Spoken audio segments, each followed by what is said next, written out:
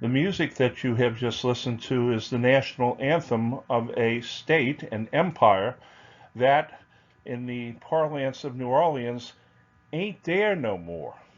That is the national anthem of the Union of Soviet Socialist Republics, better known as the Soviet Union, or simple parlance, Russia to all of us. Even though the Soviet Union no longer exists, the Russian state still is very much alive, if not well, and is still a formidable threat.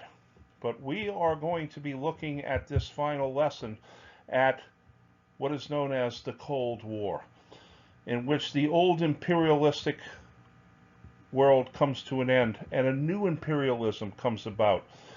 We'll see the independence of African nations as they throw off the yoke of the old imperialism, and we'll see the rise of the two major superpowers, the United States and the Soviet Union, and the rise of a potential superpower in China, now also under the control of the Communist Party. Now, for those of you who were born really on or after the years 1982, 1983, the Cold War is what to my generation was the Vietnam War, a part of the history books. Yet for 46 years, it was the guiding world dynamic. And it was a world dynamic that always seemed to teeter on the brink of absolute nuclear destruction, which, for all the world's problems today, we don't seem to be on the brink of a nuclear destruction, no matter what might be said. But in October of 1962, we certainly came very close to obliterating ourselves. But what is the Cold War? Well, to understand the Cold War, you need to understand that it is principally a conflict between two states, but two states that are larger empires. It's a continuing state of political conflict, military tension, and economic competition between the Soviet Union, the USSR, and its satellite states, and the powers of the Western world led by the United States. Now, in the Cold War, the primary participants' military forces never clashed directly. There was no army against army. Occasionally, there was maybe a shoot down of an airplane or a ship got fired on, but it was an isolated incident and it was quickly covered up to make sure that it didn't spread any further. So the US and the USSR never clashed directly. Instead, what they did is they built up military coalitions. The United States built up NATO, the North Atlantic Treaty Organization, which is still very much in effect today. The Soviet Union took the nations of Eastern Europe and forged what was known as the Warsaw Pact, that these nations all pledged to come to the aid of each other in times of any sort of aggression against them.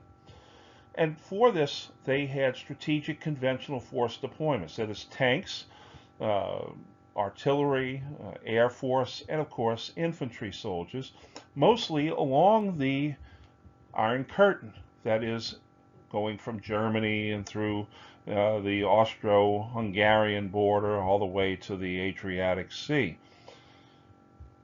By the 1950s, this now had also expanded into a nuclear arms race. As the U.S. had developed the atomic bomb, the Soviets then stole it from the U.S. and developed it as well. There's also the somewhat sexy part of the Cold War, espionage, James Bond, shaken, not stirred, all that sort of thing. But really, what espionage was a very a dirty game, but one that was also very tedious. It required a long view of operations rather than something short and sweet. When the two forces did clash, they clashed indirectly. For instance, in Vietnam, when the United States clashed against the North Vietnamese, they were being supported by the Soviets and by the Communist Chinese. And then, of course, for the Soviets, their Vietnam would be Afghanistan, that troubled country today. There was, of course, a great deal of propaganda. There were debates. There were radio programs like Radio Free America for the Americans. There was TASS for the Soviets. And with the Paris Olympics just around the corner, You had sporting competition like the Olympics that somehow or other athletic success translated into political success. And then finally, there was technological competition, the space race. Without the Cold War, we don't go to the moon. And this current Artemis mission that's going on right now might be the very first mission that we're taking to the moon. It was a race to get there first. And there was prestige, and there was also strategic force deployments involved in this, as who could put weapons in space. One of the major events during the Cold War was the dismantling of the mighty British Empire. Remember that the British Empire at the early 1900s was an empire on which the sun never set. Now, as nations that had flown the British flag begin to agitate for their own independence, the Brits actually begin to realize the wisdom of allowing this to happen by maintaining some control at the same time. And so the British Empire is now transitioned into what is known as the British Commonwealth by the Act of Westminster in 1931. It granted de facto independence to Canada, Australia, New Zealand, and South Africa. They would then be in personal union with the monarch of Britain, but they themselves would not be taking any more orders from Whitehall and from Westminster. Of course, the jewel of the British Empire was India, and Mahatma Gandhi led the great movement toward Indian independence. Gandhi, unfortunately, was assassinated in 1948, mostly because he wanted to have an India in which Muslims and Hindus lived and worked together. This was just simply not possible. One of Gandhi's close associates and friends, Jawaharlal Nehru, who created the jacket that was very popular back in the day, he became the first prime minister of Hindu India. But Muslim India then became Pakistan. This was an Islamic state. At the time, it was called West Pakistan, and it actually consisted of two states, West Pakistan and East Pakistan on the delta of the Ganges River, which is now called Bangladesh in 1971. Also, it had come by the name Bengal, which is where you get the name Bengal tiger. Southeast Asia, the nation of Burma, which is now called Myanmar and is run by an illegal military junta, became independent in 1948. Ceylon, or Sri Lanka, the island off the tip of India, achieved independence in 1948. Malaya, which was originally called Malaysia, and its capital I can't remember it all of a sudden, but the capital city where they have the Petronas Towers, 1957, and then the island nation of Singapore, which is where the former president and Kim Jong-un had their first major summit, the U.S. and North Korea, in 1959. The British were not the only old world empires to begin to dismantle. The Dutch East Indies experienced a revolt by the Sukarno regime and became Indonesia, gaining independence in 1949. Indonesia is the largest Muslim state in the world by population. And then Suharto ousted Sukarno in 1967. And Indonesia, of course, is very rich in oil and other natural resources, which makes it a very formidable state. The French Empire, and remember, France had been defeated in World War II before finally being rescued by the Allies. French Indochina, Vietnam, Laos, and Cambodia were returned to French control, which in many ways was a violation of the Atlantic Charter. But the U.S. decided, as well as Britain decided, that France needed to be mollified to be part of the fight against the Soviets, and so they decided to return the French Empire to France rather than granting Vietnam, Laos, and Cambodia their independence right away. And this, of course, spawned national movements. The most notable of them was the Viet Minh, led by Ho Chi Minh in North Vietnam. and this would then go to war against the French and eventually result in the defeat of the French. Even the American Empire goes through transition. The Philippines, which had long been a site of heavy fighting between America and Filipinos, now with the end of World War II and the Filipinos having acquitted themselves so well in the fight against the Japanese, achieved their full independence in 1946 under Manuel Quezon. The Marshall Islands, with Kwajalein and others in there, now also get their independence in 1949. It was in British colonial Africa that new African nations now are being created. Nations that had never been nations before, but now are giving places on the world map and giving status among the world nations. Ghana is created in 1957. Tanzania, which was a combination of Tanganyika and Zanzibar in 1961. Uganda in 1962. And of course, Kenya, led by their great revolutionary Jomo Kenyatta. Kenya achieved independence from Britain after the Mau Mau Rebellion.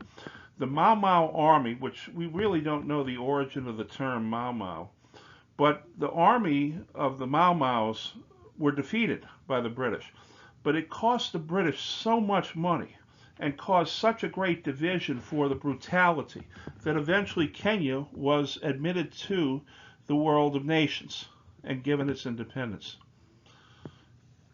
In the south, Rhodesia, named after Cecil Rhodes, the man who had tried to build the Cairo to the Cape Railway, is divided. North becomes Namibia, and the south is known as Zimbabwe.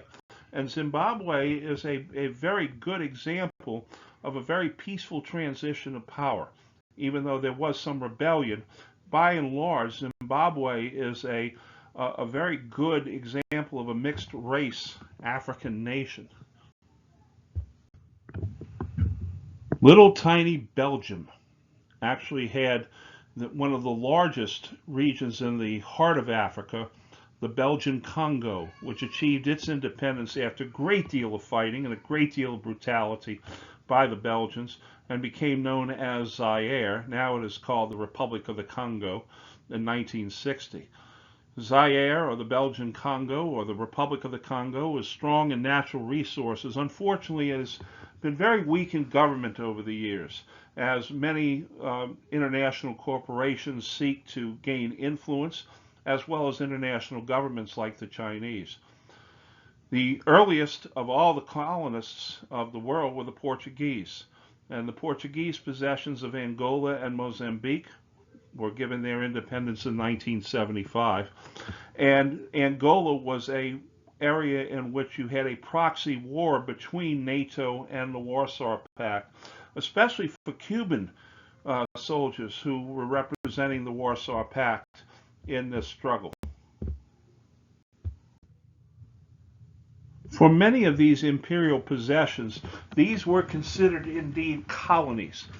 But when French North Africa begins to rebel, especially the region in Algeria, this was not considered to be a colony. This was considered to be a part of the French metropole itself. In 1954, the FLN began a civil war, almost on the same heels as the Battle of Dien Bien Phu in Vietnam, which wrested Vietnam from control of the French. In 1962, the French government fell over its North African policy. In fact, the French rewrote its entire constitution at that point, putting aside the old Fourth Republic and bringing into being the Fifth Republic of France. And General Charles de Gaulle now rose to prominence as the Premier of France. And de Gaulle, in a very, very unique move, and really unexpected by many, gave Algeria its independence and said, we're not going to fight this anymore. We're going to withdraw France across the Mediterranean.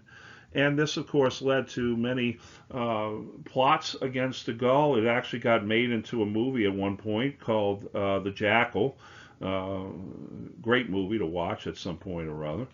Um, French West Africa and East Africa. What was called the Ivory Coast is now the Côte d'Ivoire in 1958, and Madagascar, the Malagasy Republic in 1960. So you're seeing the empires begin to not so much fall apart, but go through transitions. Now, these proxy wars and these colonial uprisings are really sideshows in the long run. The real contest is between the Soviet Union and the United States. Why is it that Russians do what Russians do when it comes to Vladimir Putin and Dmitry Medvedev and other of the generals in the Russian leadership? Simple.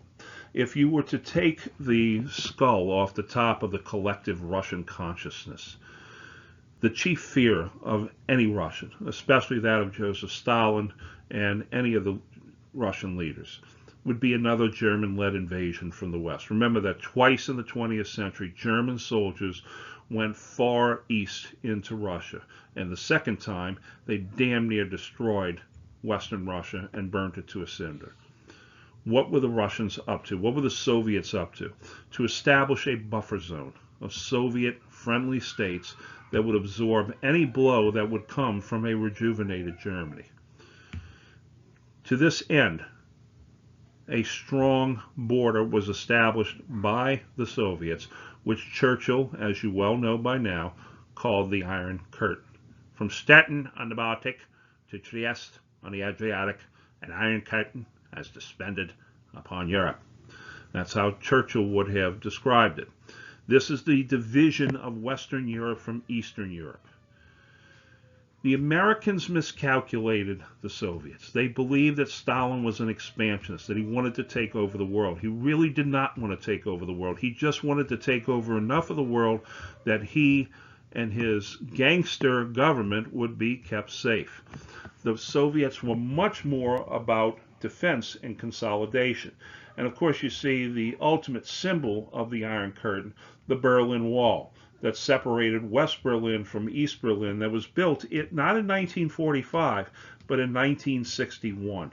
And this was done to keep the German people in East Berlin and other Soviet countries out of the West, to keep them from escaping to the West. Although they said it was to keep Westerners from infiltrating into the East, although why a Westerner would have wanted to go into the East, which was still struggling economically after the war, well, why anybody would want to do that, no one really understood, and everybody understood that it was really about keeping the people in. How did the United States respond to what they termed or interpreted to be Russian aggression? Under the leadership of the first Cold War president, Harry S. Truman, they pursued a policy of deterrence. That is, they would keep the Soviets from spreading any further than they already had at the end of the war. The first actual showdown was in Iran.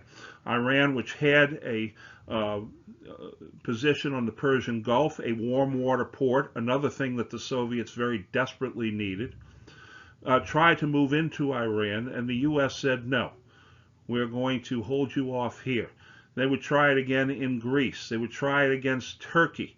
Each and every time, you notice they're trying to go for places that have warm water ports, because the Soviet Union is so far north that most of its ocean-going ports are frozen over during the wintertime.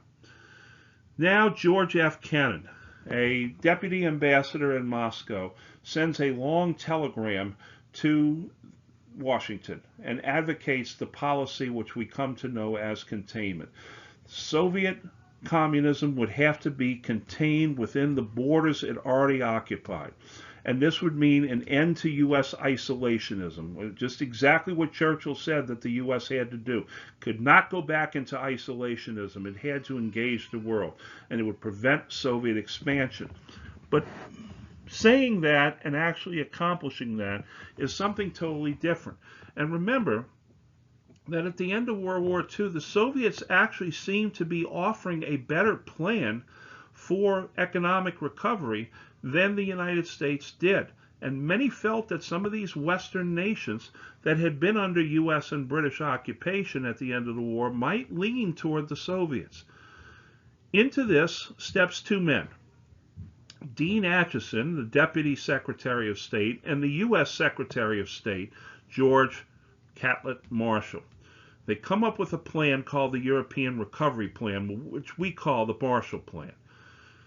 This would restore stability and prosperity to the nations of Western Europe, and it would prevent the communist uprisings in Western Europe. And it would basically be this. We would loan those nations upwards of $13 billion in economic recovery. That is, farm equipment, factory equipment, building equipment. It would be paid back, but it would be paid back over a long period of time, and only when those nations were able to afford to pay it back. They would not try and, call in the loan when it wasn't ready.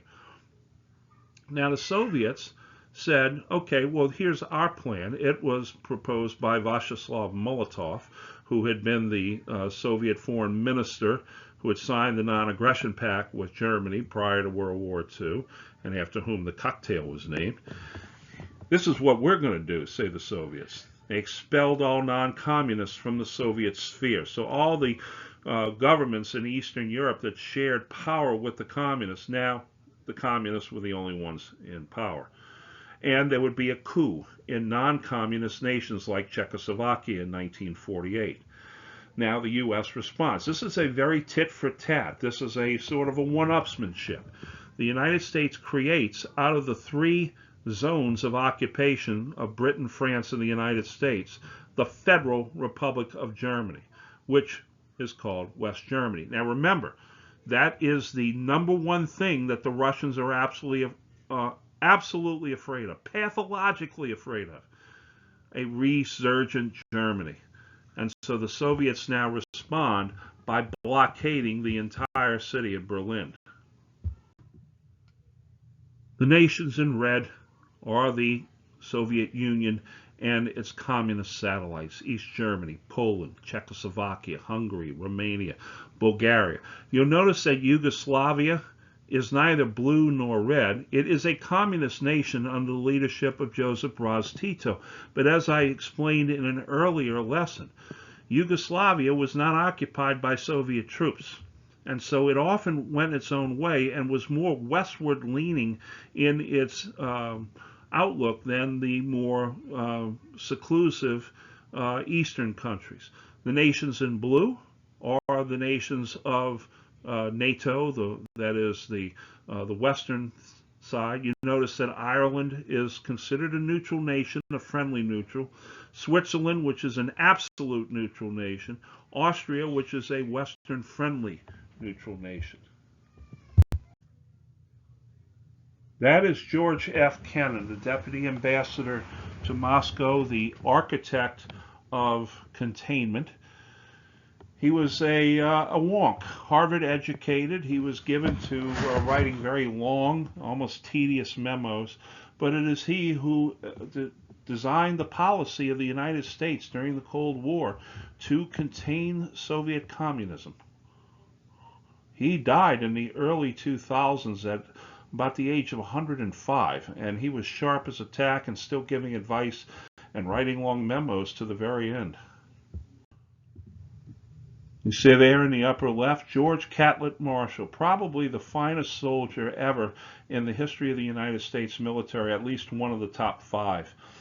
Marshall had served as the Chief of Staff to General Pershing during World War I, helped design the Meuse-Argonne offensive, rose to become Army Chief of Staff and then Chairman of the Joint Chiefs of Staff, in which he gave MacArthur and Eisenhower essentially free rein to pursue their own policies during World War II. He was very good at delegation, a very good handler of men. At a commencement speech at Harvard in 1947, he was then the Secretary of State under Truman, and he announced the European Recovery Plan, which is now called the Marshall Plan. and it would rebuild nations that had been shattered by Europe. And that was the seal that went on every box, every bag, every tractor, every truckload of goods that went to those countries, and proved to be one of the greatest bulwarks against communism. Marshall would later serve as the very first Secretary of Defense as well. Here you see a map of all the aid that Marshall Plan countries received. Notice that England and France obviously get the lion's share of the aid because they are, after all, very allied with the U.S. West Germany gets a large share. After all, it is a nation that needs to be put back together. Italy, which had a strong communist presence in it, also gets a large share of Marshall Plan aid. Notice that little Portugal gets some, Switzerland, a neutral country, Ireland, a neutral country, Turkey, which was a neutral country, Greece, which was considered to be a neutral country, gets a great deal of Marshall Plan aid because of their proximity to the Soviet Union. You notice Spain's not in there. Spain maintained its fascist dictatorship even after World War II and would remain a fascist-led dictatorship until 1975 when Franco finally died. The Soviets responded to the creation of West Germany by blockading Berlin. That is, West Berlin could not get a single truckload or train load of supplies into a city that needed plenty of supplies.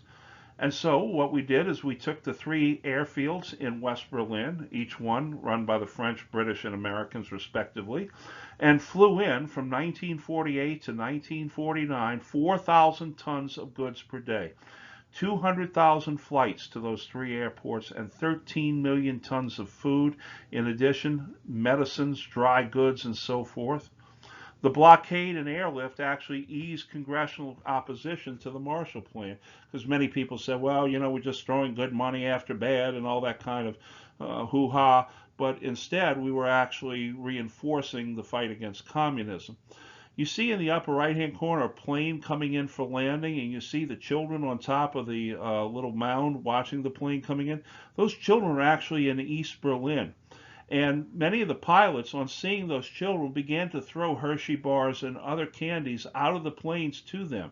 They were known as the candy bombers for sending American stuff. Of course, the Soviets immediately said they are, you know, bombing our kids, and the kids are like, yeah, we want to keep getting bombed with all these American candies. There is the division of Germany with the British zone in the northwest, the French zone down in the far southwest, which was actually carved out of the American zone, and the American zone in the south, and the Soviet zone in the east. And you'll notice within the Soviet zone itself are the 4 colors that denote the city of Berlin, which was also divided. And this is how the Soviets were able to surround Berlin, because Berlin was well inside the Soviet zone. And here you get to see how the city of Berlin was divided, East Berlin being the Soviet sector, and West Berlin essentially being surrounded by Soviet checkpoints. The blue checkpoints were open to Germans only, whereas the red checkpoints, Checkpoint Bravo and the famous Checkpoint Charlie, right in the center of Berlin, was open to non-Germans as well. And you see the sign there in English, Russian, German, and in French. Again, another map showing the nations of NATO or West leading countries in blue, the nations of the Soviet Union and their allies in red. Notice that Germany is in West Germany in light blue, East Germany in lighter red. You notice the countries of Spain, which tends to lean a little more west, and Turkey and Greece definitely more west. Neutral nations like Finland, and which lean more toward the Soviets, Sweden, which tacked as a very neutral nation, and you see Yugoslavia and Austria and Switzerland also trying to maintain their neutral status. The U.S. and its allies had done very well at the outset of the Cold War. They had faced down the Berlin blockade. They had kept the Soviets out of Iran. They had kept the Soviets out of Greece. The Marshall Plan was working. From absolutely an unexpected area came the great first defeat of the Cold War, and that is what many people call the loss of China. Now, it's not really a loss in the sense that anybody lost it. It's just the fact that Mao Zedong and the People's Army won in China. The Kuomintang, that is the Chinese nationalists, were defeated by the communists, as you saw on that map at the end of World War II. And from this was created the People's Republic of China under the leadership of Mao Zedong. It used to be called Mao Zedong, but it's more of a Chinese style of pronunciation now and spelling as well. The nationalists retreat to the island of Formosa under the leadership of Lxxxi, who we used to call Chiang Kai-shek, formed the government of Taiwan. Until 1972, the United States recognized the government of Taiwan as the official government of China and did not recognize the People's Republic and did not have diplomatic relations with them until President Nixon would go there. This created a major problem for a long time. Now the United States, since 1972, has adopted what is called a one China policy and has recognized the People's Republic as the legitimate government of China. However, we continue to protect Taiwan with our 7th Fleet by keeping the Chinese off of Taiwan. If the 7th Fleet wasn't there, the Chinese would go across in a second. And it's a very, very tricky situation. And every time somebody like Nancy Pelosi or an American politician goes to visit Taiwan, the Chinese get their, knickers in a knot, so to speak, and cause all sorts of worries and issues and send the ships out there to interfere and so forth and so on. It's a very tricky situation. But with China becoming a communist nation, many people looked for blame on this when there really wasn't much blame to go around other than for the Chinese communists who did it. But many people said that the United States had been soft on communism or that there were people in the government that wanted to see this happen. Well, in response to all this, Kennan writes another memorandum, number 68, National Security Council Memorandum number 68, in which he calls for global containment. And now we need to start building up the military. And this is where we start to begin seeing the great military buildups of the Cold War, because after World War II, most of our army had been demobilized and sent home. Well, Truman was the one who was blamed the most for the loss of China. And since it was a Democratic administration, many Republicans said that the Democrats were soft on communism, when Democrats were as much anti-communist as Republicans were. And in the 1950 elections, Republicans gained, including a young senator from Wisconsin by the name of Joseph McCarthy, who had been elected in 1948, and several other what we would call red baiting politicians, or would use the communist situation to their benefit politically. On the left is Mao Zedong, Chairman Mao, the de facto emperor of China from 1949 until his death in 1976. He would rule China with an iron fist. He would undertake two great, essentially, revisions of China, one called the Great Leap Forward, in which he tried to have everybody become self-sufficient industrially, and also the Cultural Revolution, in which he had the young people try and drive out all the intellectuals, and it really caused a great deal of heartache for China, and millions of people died in the process. The lower right is Jiang Jieshi, formerly known as Chiang Kai-shek, who would be the leader on Taiwan and Formosa, and also would be known for his corruption, especially his wife's corruption throughout. The Taiwanese government is a joy to watch sometimes because frequently there are fistfights that break out on the floor of the Taiwanese parliament and so forth. And Taiwan is hardly a picture of stability itself. But as I've said, we have a one China policy to this day. And the situation with China today, as China has moved away from Mao, moved toward a more capitalist style of society, nonetheless maintaining the control of the Communist Party there.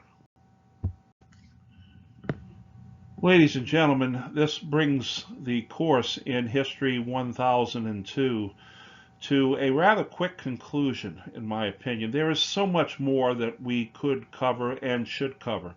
Unfortunately, the time does not allow us to do so, but I really felt that it was necessary to bring the Cold War into play, especially given the issues that the United States has today with countries like Russia and with China. We are still in many ways locked in the Cold War with these countries. There is much more that could be taught here. The Vietnam conflict for the United States, the Cuban Missile Crisis that nearly brought nuclear Armageddon upon us, the SALT limitation treaties, the invasions in Afghanistan, the collapse of the Soviet Empire, the transition of the Chinese Empire from Maoistic communism to a sort of a more market economy. There is so much more in the former colonial world that is still being worked out quite a bit as the British Commonwealth continues to go through transition, and the French Empire also continues to go through transitions as well. The new nations of the world are beginning to exercise their sovereignty and create issues of their own, but there's just simply not enough time for it. But I want you to know that this has been a very enjoyable summer for me with you all. I wish you luck on the coming final exam, which will be in just a few days. And remember that you can still get in touch with me going forward. Remember that I cannot talk about grades on email, but I can talk about grades in person or on Zoom. So I look forward to that discussion, as I'm sure some of you all will have. Take care. I hope you have a great rest of your summer, and please don't hesitate to come and visit me in my office in room 143 of the Liberal Arts Building this fall. And hopefully it'll get cooler sooner rather than later. Take care, and be good to yourselves.